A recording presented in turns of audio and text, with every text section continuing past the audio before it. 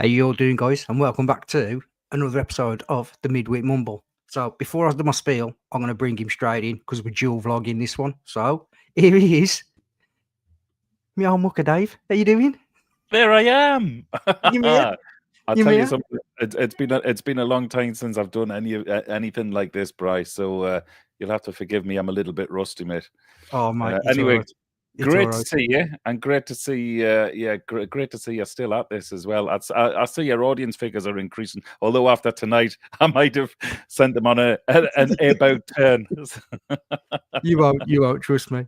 No, I must admit, like I say, it's. I think it's something that needs a bit of legs to carry on doing. So, and to be honest, mate, I really enjoy doing the midweek mumble. That just getting people on, having guests come on, whether them new guests or old guests, just having them on and just having a chat, just having a chinwag and learning about them as well. Well, I was thinking about this the other day when you'd asked me on, and I didn't know I was coming on by myself, first of all. So I'm a little bit paranoid. So is that because nobody else wanted to come on with me? No, I'll tell you why. I'll tell you why, because I wanted you all to myself. That's what it was. Ooh, it's a long time since I've heard that said by anybody. Don't lie. You make me embarrassed. No, see, the last live or anything like this I did was with the TMF back in January, the beginning of the year. So we're in June now. So this is great. It's good to get scrubbed up and back up to speed. Well, I hope so anyway. You'll have to give me 10 minutes before the WD-40 works. You know what I mean? Yeah, no problem. Honestly, now here I go. I'm off on one already. Can I just say, before we kick off with any of this, and I hope you don't mind me saying this because I know you've been fairly open about this and fairly public on your vlogs and even on this show as well, because I do tune in normally from hotel rooms to the midweek mumble. But I've got to say, fair play to you, Bri. You look amazing. You've turned your life around, and not only do you look amazing, you actually sound amazing. When I'm watching you doing this stuff, and even your vlogs as well, when you're riding around with the lads and everything, and don't take this bad, take it as a compliment. But you're so much sharper, especially doing this when you're doing the lives and you're asking the questions, everything. You know, you're so much sharper. And I suspect a lot of that is to do with not drinking. Am I right? 100%, mate. So basically, I didn't know, but me and Dave was doing the 100-day challenge, basically, and I did it solely just for me, just to kind of give my body a bit of a reset. Leaving the army and during the army, it's that old saying, "Work hard, play hard," in it. Do you know what I mean? And I left the army and I was still playing harder while working harder. So 20 years afterwards. yeah. So, it kind of reset me, and I kind of feel like now it's my decision whether I have a drink or not, and how many I have to drink, rather than before. It was for me. I was kind of, I couldn't wait to have a beer. Genuinely, at every point, let's have a beer, let's have another beer, and you don't realise what a snowball effect it's having until you have that prolonged period of time off it, and then you look back at the stuff you was doing and how you was talking and how you looked and all the rest of it, and I was just like, wow, I'm surprised people were tuning in. Can you see a difference in yourself now, though, Brian? Yeah, massively. So it's just that stuff like now I don't drink in the week at all. There's nothing in the week at all. I may, my night has always been a Friday night. I have a drink on a Friday night, but I still have a drink on a Friday night. But now I'll have, I don't know, 4 or 5 beers and then go to bed. Where before I'd sit up till 2 o'clock in the morning and raiding the fridge and drinking the missus's wine and all sorts, like, do you know what I mean? Well, fair play to you. And as the old saying goes, Doctor, I only drink once a week, a Monday morning until a Sunday night. I think that was my case. But it did. It helped me massively. It helped me massively. Not only for me, I've got to get this in though. I mean, does this mean we can have a drink at the ABR though? Yes. You are going to the ABR, aren't you? Yeah.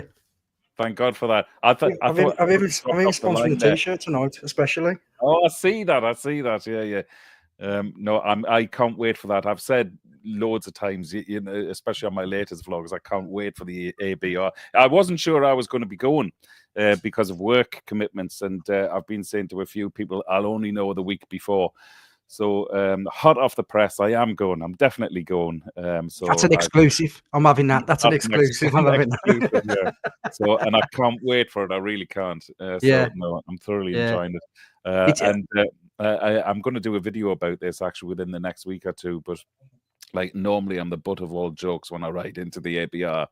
And I've got me what mattress you rolled up taking? mattress and a fucking bin bag and bags hanging off, and because I ride from Ireland, obviously, like by the time I get to the ABR, my bin bags are all ripped. Stuff is hanging off the side panniers. It looks like the Keystone Cops have rolled into town. But however, this year, I'll tell you what, this year, if there's not a red carpet waiting for me when I arrive this year, especially with my new mattress, which you blow up with an electric pump. Yeah. I tell you, no. So yeah, I'll be king of the campsite this year. Dave come into the campsite last year. We thought it was a cowbell. All the stuff clanging and racking against each other. Yeah, I look like one of those mountain goats, didn't I? Mountain goat with all his pots and pans that he never used hanging off the back. But yeah, but yeah, this is our annual meetup, really, and it's his third year we've met up at the ABR. It is, so. yeah. Well, I remember you last year because I'm terrible with geography. You know, wherever I go, I sort of rely on somebody else to get me back to where I started from. So what was great about you last year is that you stayed in the same place for about 72 hours, about 50 yards away from the Guinness counter. And I always knew all weekend, if I get lost and I find you, I know exactly where I am again because you're still in the same place. I'll probably still be in the same place. Yeah. Anyway, yeah. So, but no, I'm delighted. I'm delighted for you, mate. Well done. Yeah, no, mate. Honestly, it was just, and if anybody out there is having that kind of experience that I was having, that I've just said, try and do that 100 days. I'm not going to tell. I'm not going to lie. I'm not going to say it's easy and all the rest of it, because I found it initially. I found it quite easy initially. I was like, I don't need a beer. Do you know what I mean? But then you have certain points where you're like, I could do with a point now. Nobody will know. Well, he is the truth test. He is the truth test. What are you drinking now? Dr. Pepper in a Guinness glass. That's Dr. And I'm on the black currant, my body. Jesus Christ, we're hardcore bikers, us, Bri, aren't we? how times have changed. Yes. Yeah. I've just said to Trace, give me a coffee, will you? Give me a coffee. but no, it's honestly, mate, it's as it was. We're long overdue this catch up anyway. And didn't you have a little spill off your GS as well? Is the GS all back and repaired and working? Yeah. So, well, I've had two. So I did the there's a lad called, I think it's called Ferret's Mystery Tours or something the channel's called, and he's a great blog, absolutely fantastic blog. There's loads of off-roading and this, that, and the other. And I was like, can you take me off-road? He was like, yes, mate. He took me literally off-road. I thought I'm going to go down like a few shale tracks or something like that. Mate, we was in mud, fields. So I had about 4 or 5 spills off-roading. And then on your GS? On my GS. And then I had one probably 8 weeks ago when it was icy. Just basically went round the corner on black ice and it just slid out and off it went. Did about 400 quid worth of damage, but it's all fixed now. Broke a couple of ribs. But yeah, the thing is, like, we, after the spill, because it was in this woman's garden, so it went down into this woman's garden.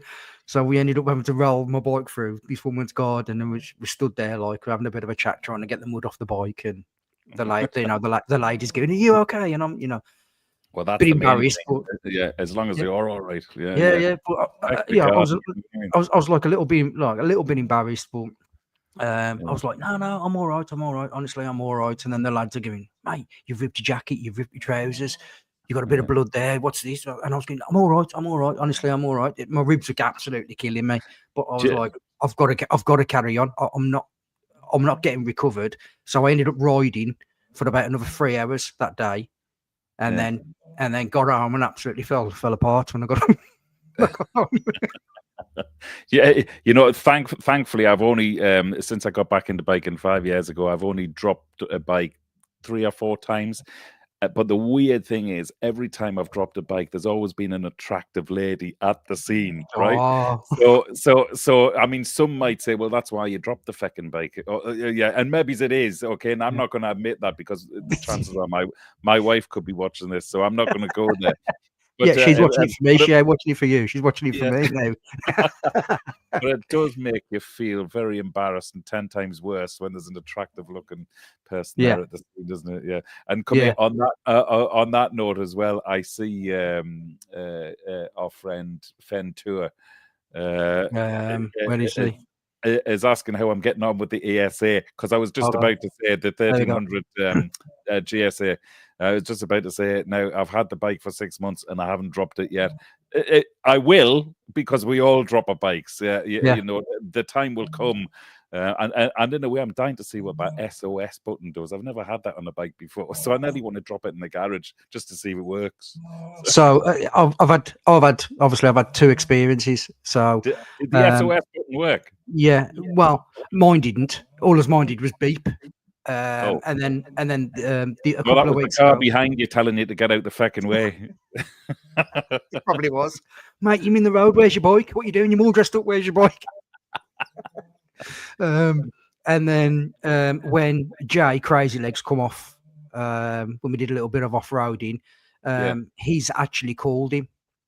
So he's actually worked, where all mine did was kind of just beep along. He didn't actually do anything. So does somebody, like a James Bond film, does somebody turn up at the scene and rescue you? No, so they ring you first just to say, are you okay, basically. If there's no response, then they can tell. Yeah.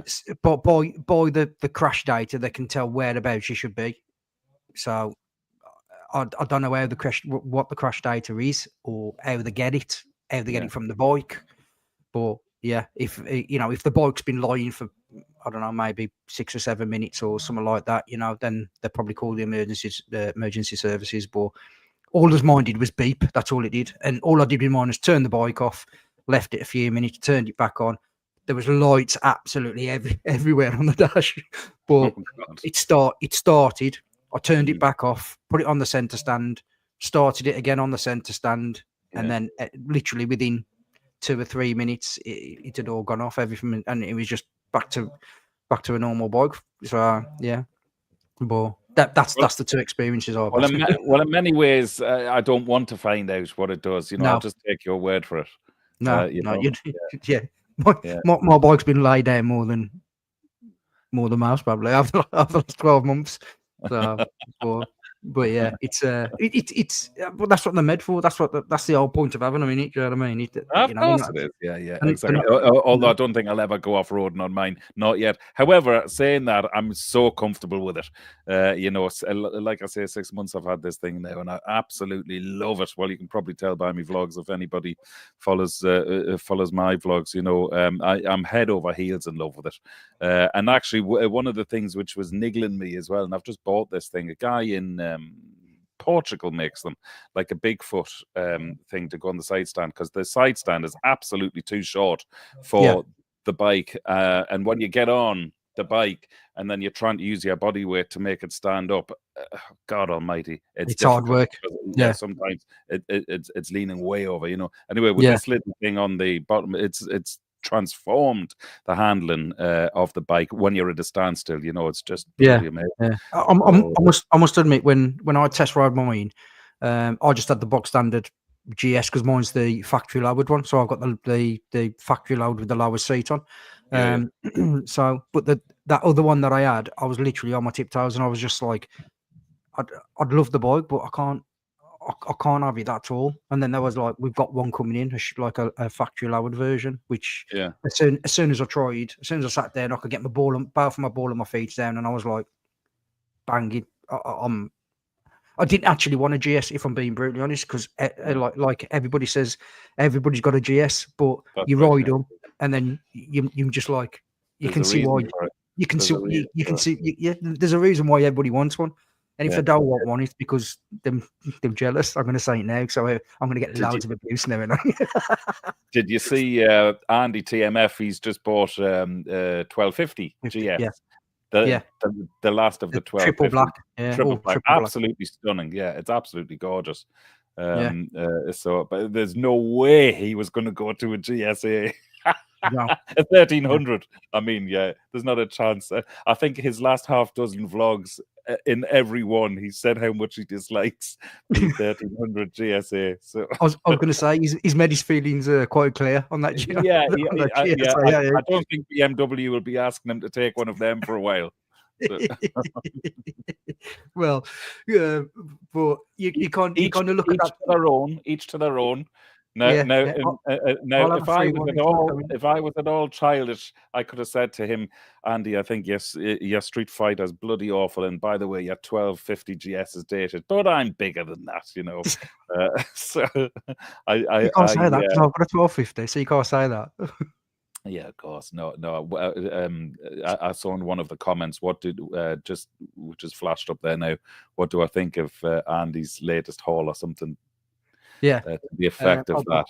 And my favorite bike, actually, in case that was going to come up tonight, my favorite bike at this current time is a Ducati Street Fighter V4, and probably in the color Andy's just bought. And then obviously I'm a huge GS fanboy, and I sold my 1200 GS, which was triple black as well. So I'm a huge fan. yeah. But like I say, I won't be telling Andy. So I'm not bitter. I'm not bitter, not a little bit at all. Honest. No, I'm a pint of lager. Well, going to your vlogs, mate. Really,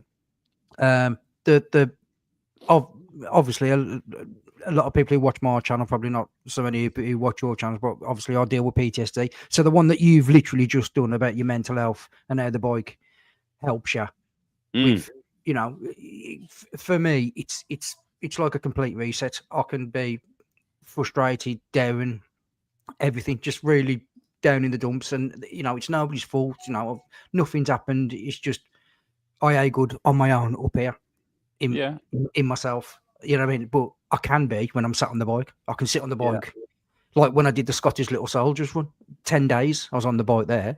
You know what I mean? And it was, yeah, it was difficult, but it was because I was trying to hit targets every day. But it's for me, it's a complete and utter reset. And I come back and I feel like totally recharged and reset. And but and I think I said this in the vlog. By the way, if anybody hasn't seen it, I think you are talking about the one I put out last weekend. It's all about mindfulness and escapism and the power of now. And that particular day, I'd gone out just to ride. Really, I always take the cameras with me just in case, but I wasn't intending on doing a vlog. I'd just gone up to Donegal, one of my favorite parts in Ireland, and I had the black dog sitting on my shoulder that day, and I just needed to get away. And I thought I just, the brain wasn't working. You know, I was. And again, I said it in the vlog, I was having a tough time with all of the travel at work and the politics at work, a few other things going on as well. And I just thought, you know, the sun was shining. I need to get out of here. So off I went.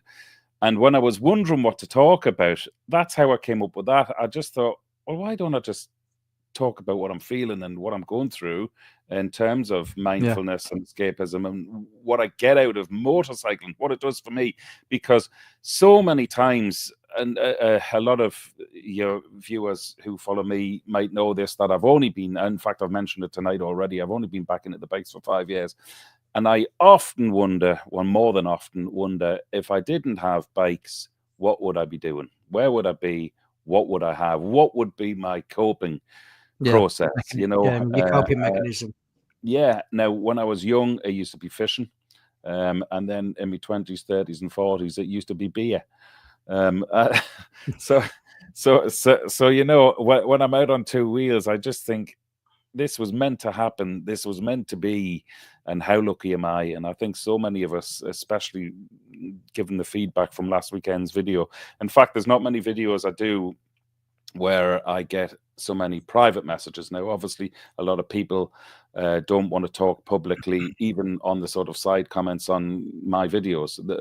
They don't want Yeah. people to know that they're suffering with depression. Oh, his internet's gone. It's incredible. Messages of support and messages of thanks for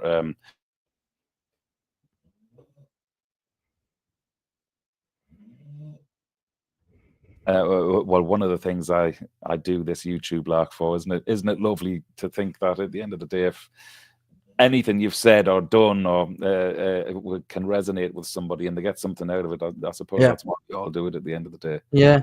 Like I say, it is nice that you do when you get good. You lay your heart out and you get some good feedback from it, and it is nice. It is good. It's kind of puts a little bit of faith back in the human nature, and you kind of feel like people am listening. People do feel the same as me. People am struggling the same as me. So it's just nice. So, like I say, mate, for me, I'm quite open about it because I feel through my experiences, I was one of them lads who come out of the army who disbelieved in PTSD. I genuinely thought you need to, as a typical bloke, you need to grow up here, mate. You need to, stand up. Do you know what I mean? All this, like, all you're after is a payout from the army and all this, like, and then it was till I started talking to all my mates who was struggling. And I was like, something ain't right here. We can't all be feeling the same. But that's the era, well, our age, that we grew up in as well. It's a little bit different now, I would hope, if my children were suffering with anything like that they could come to me and, I'd have a much better understanding now. But I remember going to my parents when I was in my teens, actually. Let's not go too deep into it. But I went to my parents because back then, I didn't know what was going on. Not many people did. My parents certainly didn't. My parents basically gave me a kick up the ass and told me to get on with it. Actually, one of the funny things when I was a young teenager, I might have just turned into a teenager.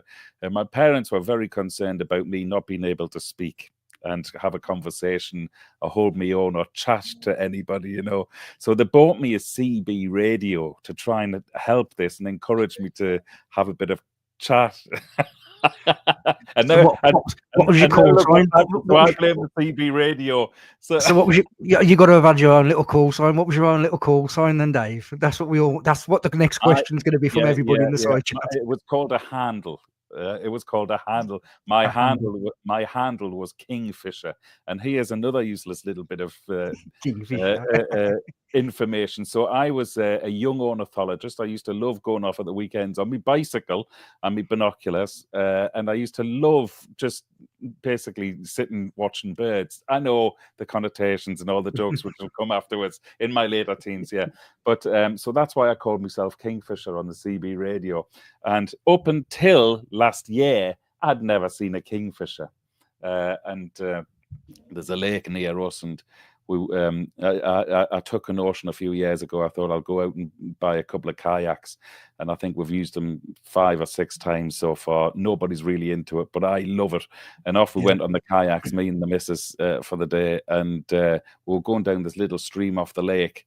And lo and behold, a couple of kingfishers were doing their thing, looking for fish in front of us. This little flash of blue, and it was just one of the most beautiful sights I've ever seen. And I thought, wow, if I only knew then, when I was 12 or 13 years old, called Kingfisher on the CB radio, that I wouldn't see one until now, living in Ireland. I wouldn't quite have believed it. But anyway, that's my kingfisher story. Do you know something? When I go out for a spin on a motorbike now, and I'm doing a vlog, this is the other thing, because I've been so waylaid with work. I've been here, there, everywhere this year with work. It's crazy, and because I'm freelance, I'm very much a yes boy, In fact, I always say, if I could split my tongue in two, I'd lick 2 different backsides at the same time, just to get the work. You've got to make it when the sun shines. And anybody who's freelance and self-employed, we all have that bug. I call it freelance-itis. And I'm a basket case at Christmas time because everything shuts down. But when the phone doesn't ring, I keep thinking, this is it. It's ended. My life is ended. I'm over. I'm a has-been. I'm a dinosaur. I'm just going to vlog for the rest of my life. What was I going to say? Oh, yeah. So more often than not, when I go out on a motorbike now, I find myself talking like this. And I don't know if it was a switch which just flicked a couple of years ago on me, where, and I think it comes from all the feedback you get and the comments you get when you release a video. But, they're like me mates now. So when I go out and I'm by myself on the bike, I still feel as though I'm having the crack with my mates. Yeah, and that's really nice because I'm. This is so funny. Sorry to interrupt you there. No, so you did say I'm having you on by yourself. I hope you weren't worried that there wasn't going to be enough to talk about. So when I'm riding around and I forget, I've gone off in a bloody tangent already. What was I saying? I'm gonna stop. So what I'm gonna say is, you give me a bit of praise, I'm gonna give you a little bit of praise now. So when you first started your channel and I started watching your channel, you could see how you look now to how you look back then, how awkward you could see when you was talking to camera. It was really quite not. It wasn't you. Yeah, it was you talking. It was you talking, but it wasn't your posture, your words. It was kind of more scripted. And I'm not a fucking presenter, I'm a cameraman. Now it's a bit more relaxed. It's you. You use your own you've got your own mannerisms in there. You've got your own slang words and all the rest of it. And I think that's why probably your channel's progressed so much, because you're a likeable bloke, and everybody kind of sees a little bit of them, in you, with the way you talk and express yourself and all the rest of it. So I often think when I'm doing the editing, I hate doing the editing, if I'm totally honest. Editing's not my bag. And when I'm looking back at myself and listening to the shite I come out with half the time, and I often think, I just hope with every video, and I touched on this when we were talking about the mental health one from last weekend, if somebody takes something from anything, from any video I've made, then it's worth doing, 100%. And I don't mean the keyboard warriors telling me at 11 minutes and 42 seconds, you need to address your foot position with your left foot because it's slightly angled. Fuck off, So, and I'm getting more of that now as well. But obviously, that's testament to the channel growing. So, yeah. I mean, the very few are I get it. So. I met up with Richie a couple of weeks ago, and Richie's gone off now, hasn't he? So he's at the Peaky, and then he's off to that absolutely fantastic holiday with Honda that he's doing. Oh yeah, that sounds brilliant, that mate. But anyway, we met up, and he put it on his little group, and he was like, right, and we're meeting at this new cafe, and we're gonna have a bit of bite to eat and blah blah blah. And then we was all just stood round, and I walked over. I was like, mate, let's go somewhere. Let's just not stop here. Let's go somewhere. And he was like, yeah, okay then. So got our heads together and was like, right, we're going to go over towards Monash. So he was like, yeah, sound right then. So I've pulled at the back of Richie because my battery was dead on my Pat Talk, so I couldn't talk to anybody. So I was like, right, I'm just going to sit on the back of Rich and just follow Rich. So there's about 20 of us. In hindsight, looking back, I did say it on the video, we probably should have done the drop-off system, but I don't even think about it, if I'm being brutally honest. I was just riding with Rich. But anyway, there's one point. Me and Rich set off, and we are progressing. We're progressing, and I had a few comments there saying, I know that section of road, and you're not doing the speed limit on that section of road. Why have you blurred your speedo out? Why are you doing this? Why are you doing that? I know from that point, that tree, it should be 2 minutes. And you've got there in, 33 seconds. How have you done that? What speed was you doing? I was just like, wow, man. Some of you have proper looked at that video. Do you know what I mean? I've just chucked it together, and some of you are proper looking at that, like really in depth.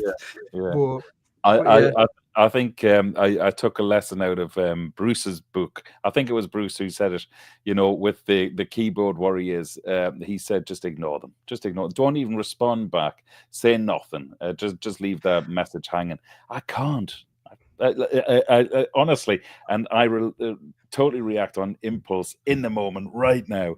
And some of the comments really get me, and I just have to. And now, more often than not, I'll send a message straight back just to get it out of my system, like I'm venting, you know. And then 10 seconds later, I'll delete it. So, but at least, but in your head, you know, you've sent it. It's really good therapy, that, you know. At least, yeah, in your head for 10 seconds, you know. You've sent your response, and it feels great, but then delete it. Yeah, otherwise you'll open up a wall. Yeah. So. I must admit what I found as well. A couple of negative comments I had. Like a bit like you. I've got like a gang of lads or people that watch all my videos, and they always comment, no matter how short, how long, how good or how bad the video is. They always watch it and they always like it. They always comment on it, and it's brilliant. And I love it. You know what I mean? Because you're building your own little community. Yeah. But then when you do get a negative comment and you go back and you're like, right, and you get your keyboard, you know, right, and then you start reading through your mates, going, mate, what are you doing, you idiot? You grow up, what are you doing? You know what I mean? You're thinking, I ain't got to say anything because I've said everything I need to say. They've done it for me. But yeah, it is nice to have that kind of backup already there when you don't actually need to say anything, and you're thinking, lads, you've said it all. You've said I can't say anything any differently. You've said it all. So, but yeah, it's it is nice. It is nice. So, ABR this year. Yes, can't wait. I'm going on the Thursday. I'm going on the early ferry from Ireland, and it gets in. I think it gets in about 9:30. So I'm hoping to be at the ABR just after lunchtime. No, sometimes it's like 4 or 5 in the afternoon, and I'm absolutely bollocks by the time I get there. But so yeah, I can't wait, and I'm there for the long haul. I'm not leaving until Sunday evening. So good, cannot wait. Yeah. Good. Like we was just having a wee chat before we come on, and this is our yearly annual meetup at the ABR. Yeah, so but it is for a lot of bikers as well, I think, isn't it? I mean, you know, I can do maybe 2 or 3 ride outs around where I live and everything, but and that's all I can do again because of work. But there's one thing for sure is that the ABR, where I can, and I have been able to do it for the last 3 years, that'll always sit strong in my calendar. You know, I used to have this thing with the lads when I left England and I moved to Ireland 20 odd years ago. I kept in touch with a small group of lads, also cameramen, and wherever we were filming at the time in the world, we'd always book that little time off every year to go to Amsterdam. And we just used to go to Amsterdam and get absolutely baked, reset, have a great laugh. And we used to go on a Friday morning, and we departed on a Sunday evening, a bit like the ABR. We just used to laugh all weekend long, and this went on for like 20, 25 years, you know. So the ABR is my current day version of that now. I just love meeting up with everybody, having the crack, and you know, like I say, hitting that reset button. It's brilliant. It is. Brilliant. It's nice, like walking around and kind of seeing people that you watch. Yeah. And like recognizing them, because like the first time I saw you, like I stood there and I was like staring. I was like, is that him? Is that that? Is that that? Is that? I'm surprised you recognize anybody, Bri. Well, then, you know, you get that bit of Dutch courage and walk over, and you're like, oh, mate, I watch your videos. You know what I mean? Oh, no. Well, we always have the crack there every year, don't we? And last year was no exception as well. One of the guys I really wanted to see this year, and a subscriber told me recently he's not going anymore. I think he's a Canadian guy. He's called Dork in the Road. Dork in the Road, yeah. Do you know him? Yeah. I think he's brilliant. I just, well, you know, when you watch a YouTuber, it's Marmite. You love them, I hate them, and I really clicked with this guy. I'm saying click with this guy. I don't know him. I just love watching him. I love his info. I love his presentation style. And he also bought, and I presume we'll be coming on to this at some stage. And I know our hour is, well, we're into the second part of our 1 hour. So I'll progress on. I'll segue into this nicely.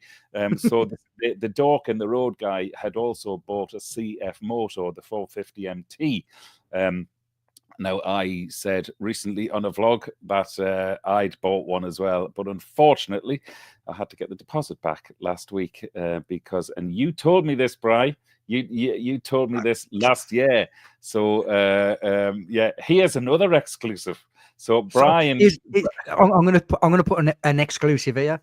I actually knew, and Dave trusted me not to say anything, and I kept my word. I never said anything to anybody.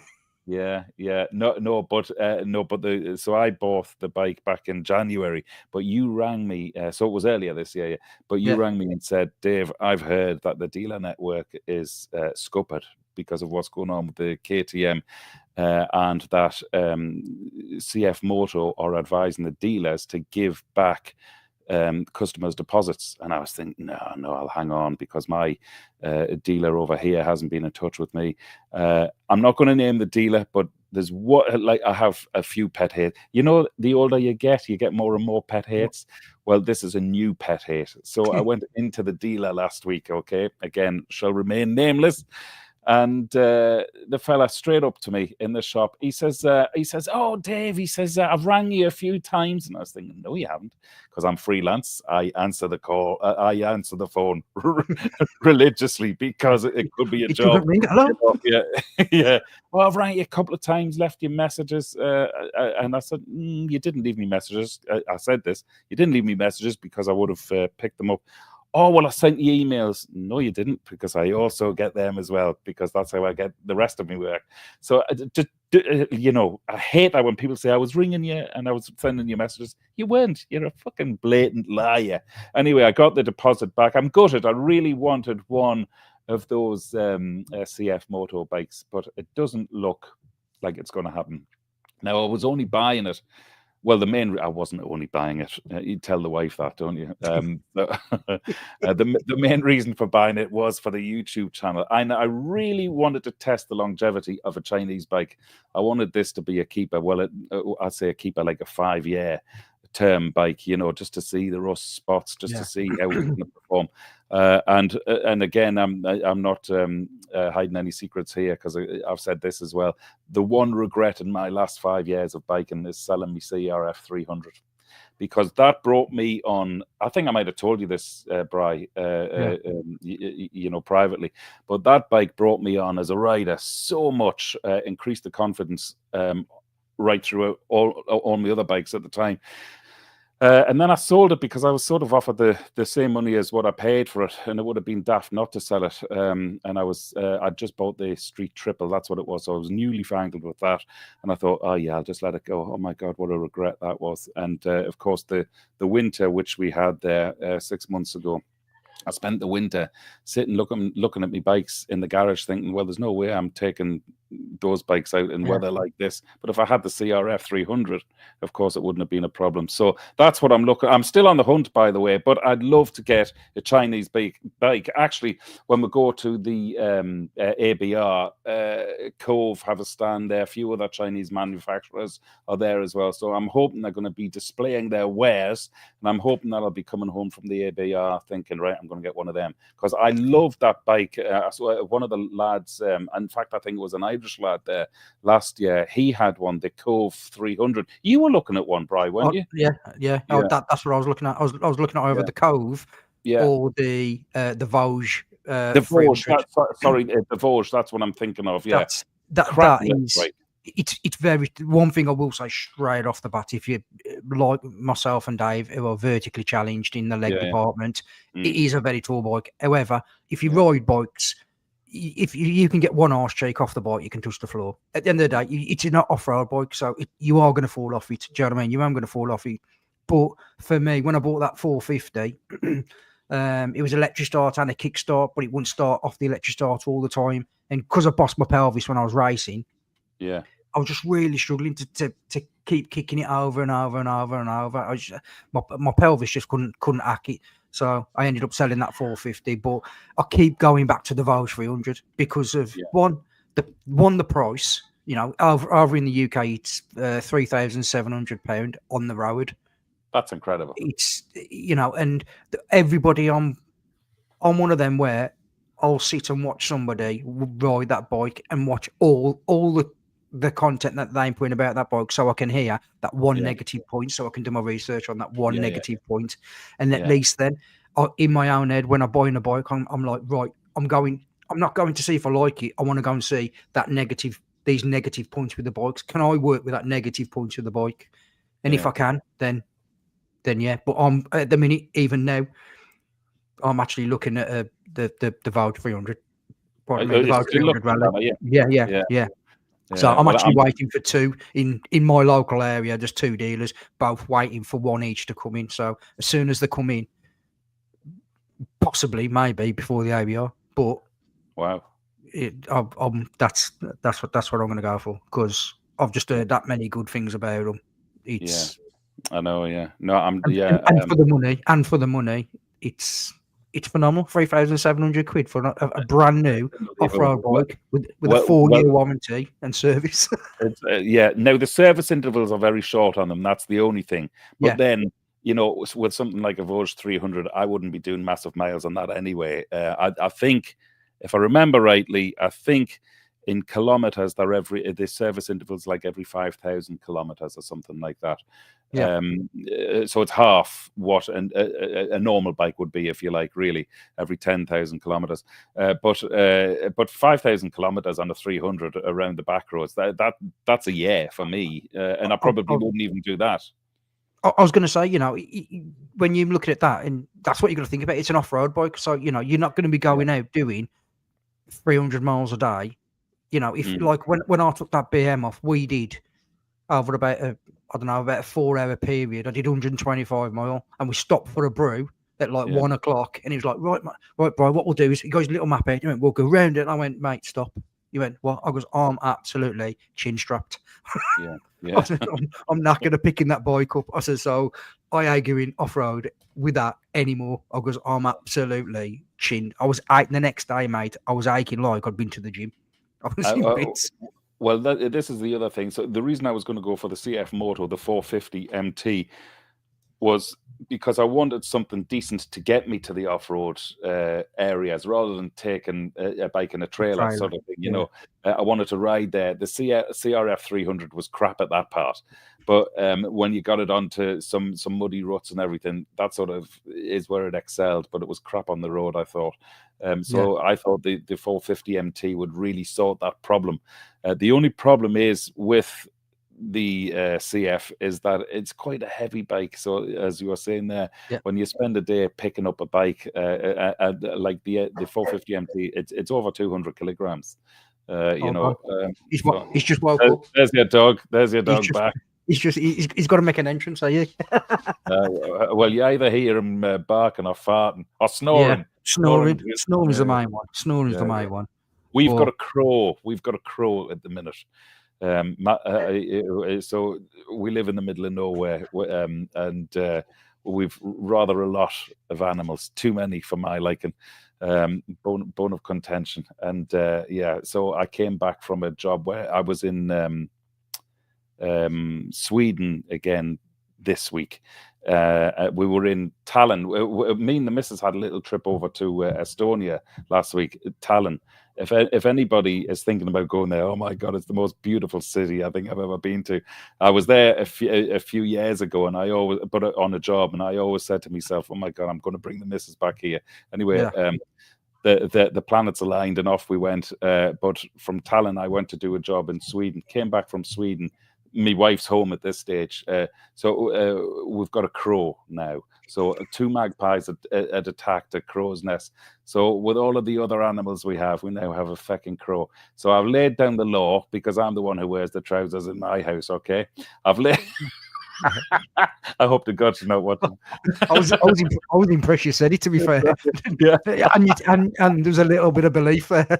I've laid down the law, and I said, if I come home from work and the crow is in the kitchen or anywhere inside our four walls, I said, that's it, I'm gone, I'm leaving. So you always know it's bad news when they give an animal a name. That means it's staying. It's staying. So, yeah. Yeah.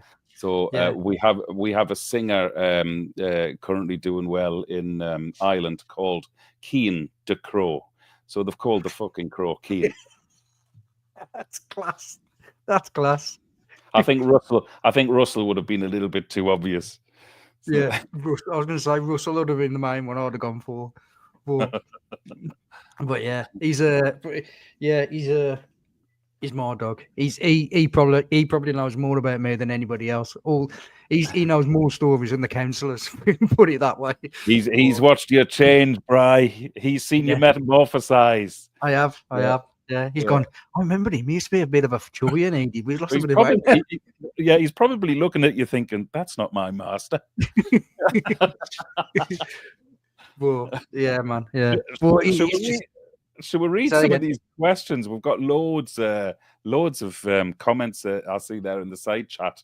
I always feel guilty for this because no, mate. I mean, to be fair, like I say, a lot of these they've been having their own little chat. If I'm being honest. Oh, well, that's great. That's great. Yeah, they have been having their own little chat, but they've one from Davey saying, "Do you do the memorial, the Dunlop Memorial? Did you visit the Joey Dunlop Memorial?" Oh yeah, who's saying that? Yeah, I was there, so I did a video about it as well. Sorry, the one in Tallinn. No, I didn't. I didn't because we didn't have time. But I was speaking to a few people about it, like taxi drivers. Like the second language there is English. The first language is Russian, especially with the older generation because they were under Soviet rule for so long. But everybody speaks English. So I was speaking to a lot of the Uber drivers about it, and everybody over there knows who Joey Dunlop was, and in fact the race hasn't been held since he died. What was it, 2005, 2006, I think, when he died, and they haven't held the race since, which I thought was a lovely sort of mark of respect, really.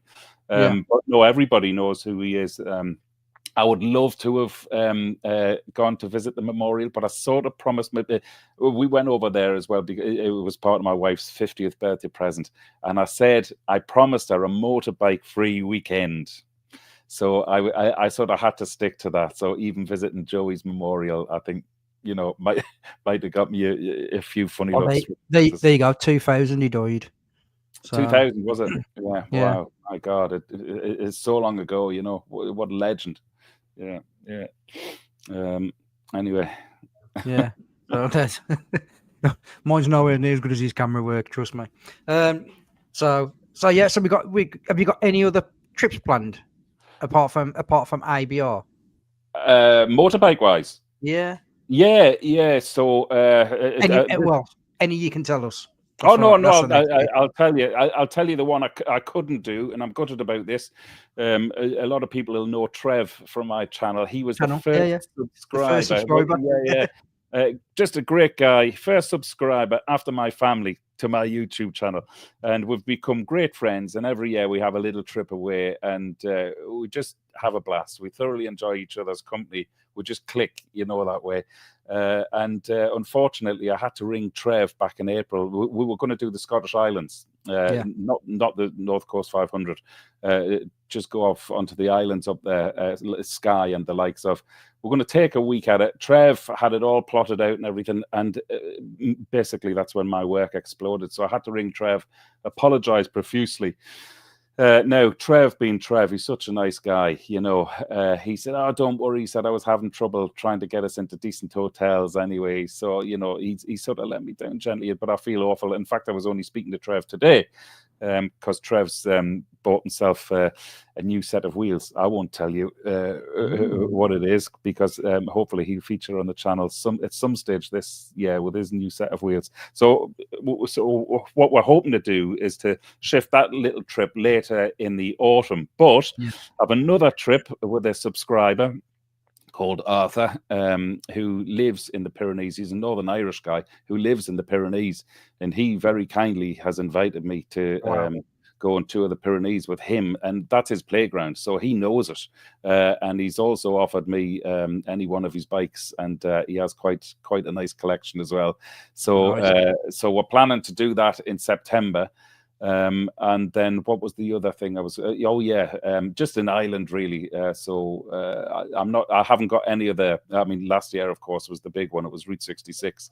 And that's pretty with the planning of Route 66 and the filming job I do in England, Come Dine With Me, I did Come Dine With Me either side of Route 66, which meant I was away from my Irish work, because Route 66 was 2 weeks as well, right in the middle of all of that. I was away from Ireland for 7 weeks, and I literally came back to Ireland, and all these other cameramen had stepped into my job, stepped into my role, and I was like, holy shit, I won't be doing that again. So that's why I said this year I've pretty much got to stay close to home. So apart from those little trips I've mentioned, it'll be trips around Ireland for the rest of the year. But saying that, and again, and I'm not trying to plug my channel by any means here, but if you haven't been to Donegal, well, anywhere in Ireland really, but this year I seem to have gravitated to Donegal for whatever reason. You know, I've made 3 or 4 videos up there alone this year. Just go and take a look. The scenery is breathtaking. It's breathtaking. You know, I just love it. And the beauty for me is it's only 2 hours away from where I live.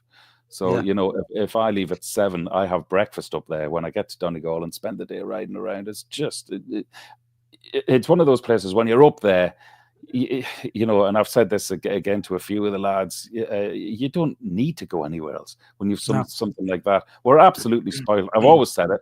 Ireland is a bike's mecca, the most incredible playground. You don't need anywhere else to go, you know. That a little bit similar to what happened to me last weekend. So basically I left work on a Friday, and I had to go from where I work in a place called Swinnerton, which is basically Stafford, in between Stafford and Stoke, over to a place called Borth in Wales.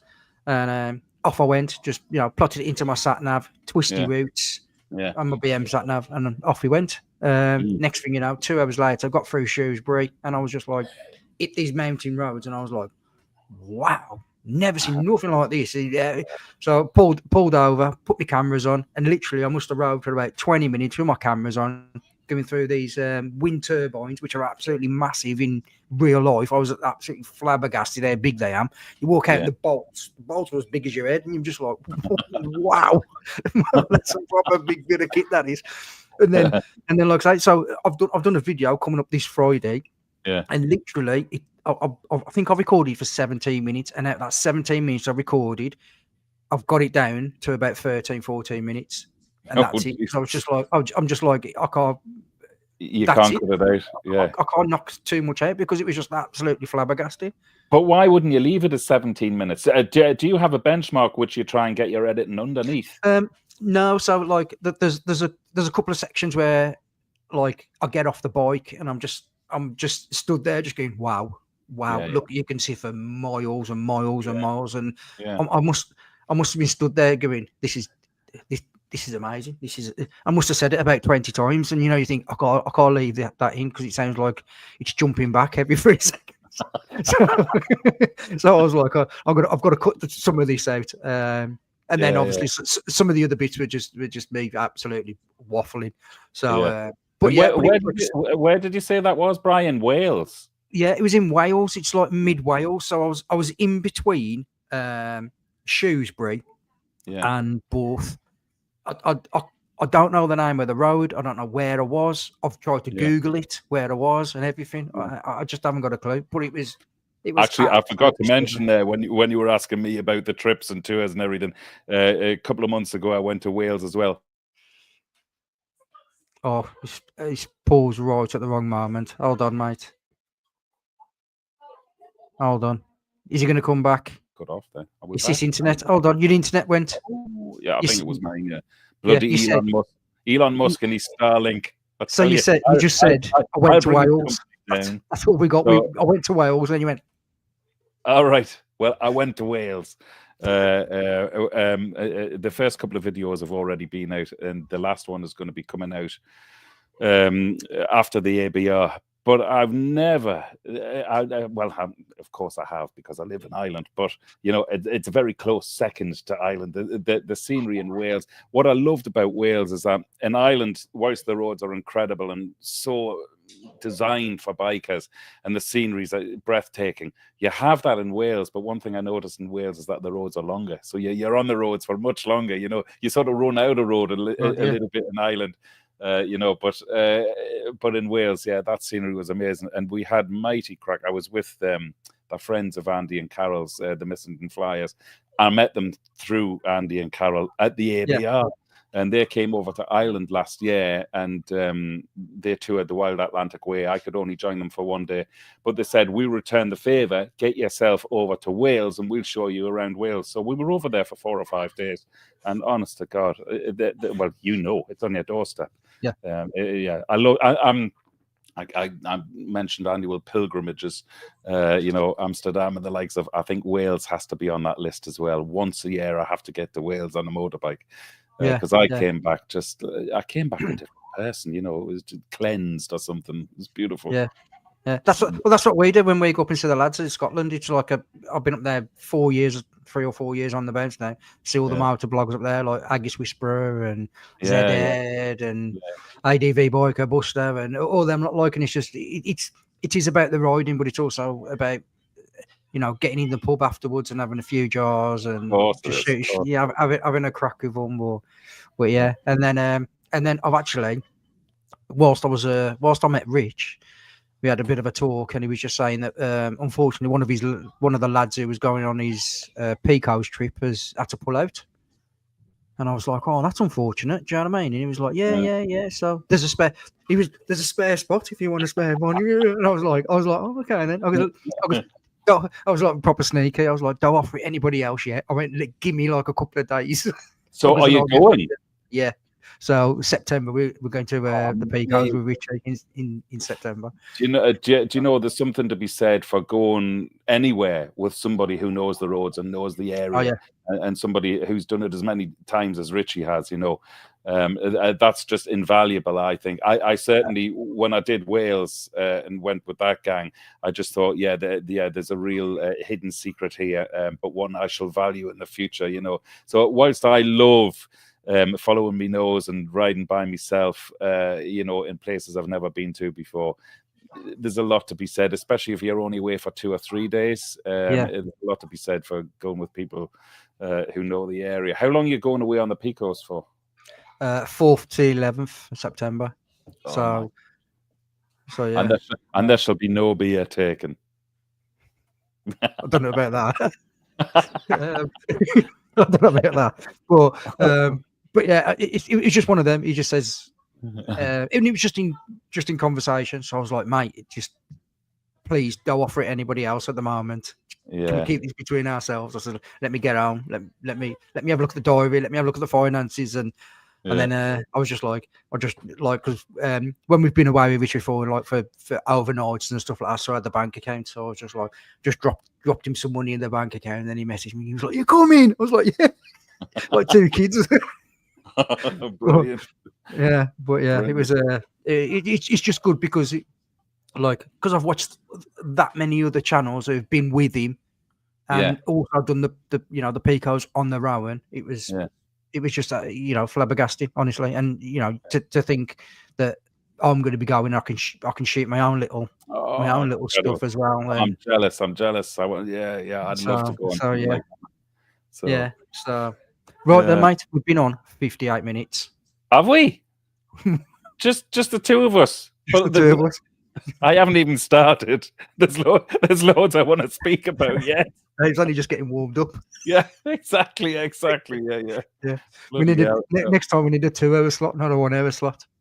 Was anybody asking anything which we really should have answered? I'm just scrolling down the. I'm just going through it myself. The way really burning questions. I'm sort of occasionally looking at who's there in the side chat, and so many names I recognise. You can't even mention one person. You've just got Pecos Paul Mark from Leeds, Llama Farmer, absolutely ripping you. Apart from that, oh, are they? Yeah. Just saying, can you give Brian a word in Ed Race? Yeah. But now, honestly, that's gone. That's absolutely flown. That's I hope all those boys are going to the ABR as well. You know. I know Mark from Leeds is because I'm meeting him beforehand. Is Mark going? Is he? Yeah. He's Brilliant. he's my wingman to get me in when all the when everybody's all crowding around you, and because I struggle to deal with not when there's crowds around me, but it's when they all start like congregating round and you're just like bottlenecking to get in. I'm like, God, I start panicking.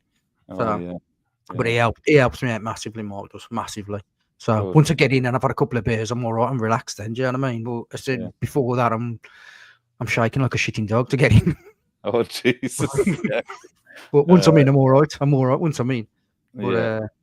But yeah, it's I'm just so looking forward to the ABR. And I'm going to say it now, if any of the lads who are going to the ABR, if anybody's watching, and you do see either of us at the ABR, mainly Dave, if you do see Dave, go and say hello to him because he's really nice. And if you come and see me and say hello to me, make sure you get a Guinness. Because last year when there was me, Rich, and Dave talking, all I was doing was taking photos of people. Yeah, lads, get in there. Don't be daft.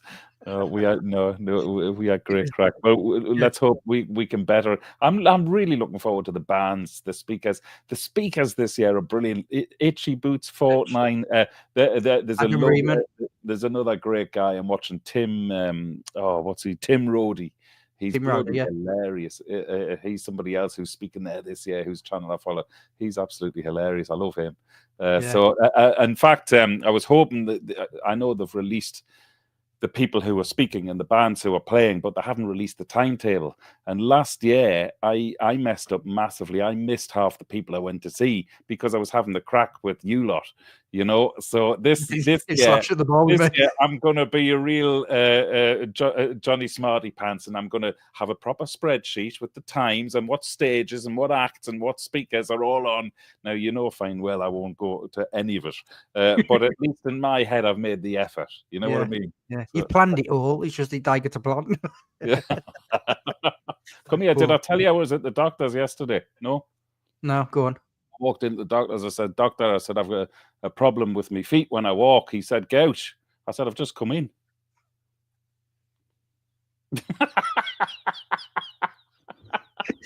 They get worse. They don't get any better. They get worse. They do get better. They get better when you have a pint. So. Yeah, 100%. They do get better when you have a beer. But genuinely, we had 63 watchers at one point. So everybody who watched and everybody who's in the side chat asking questions, having their own little banter, having their own little side chat. Genuinely, thank you. For me, it means a big deal, like, you know, having this little chat on a Wednesday night to me muckers, and having you guys in the side chat as well, taking the time and the effort to come and sit down, have a chat with us and listen to us. Even though we didn't read any of it out, sorry about that, but as long as you're having crack in the side, I didn't read any of it out, but if you watch it back, because then my views will go up. But no, if you watch it back, I do put most of the comments underneath me, so yeah, it's that most of the comments will be up there. So if there is a question, I usually put it up. But yeah, a lot of it was just asking about the, you know, what we're doing at the ABR and if we go in and what you're doing, what the, you know, all the rest of it, just general questions. But we covered most of it in the chat anyway. So it was it's been absolutely brilliant, Dave. Yeah. Well, please don't leave it. Please don't leave it 8 months again. All right. No, thanks so much for having me on. I've thoroughly enjoyed it. I always love having the crack with you anyway.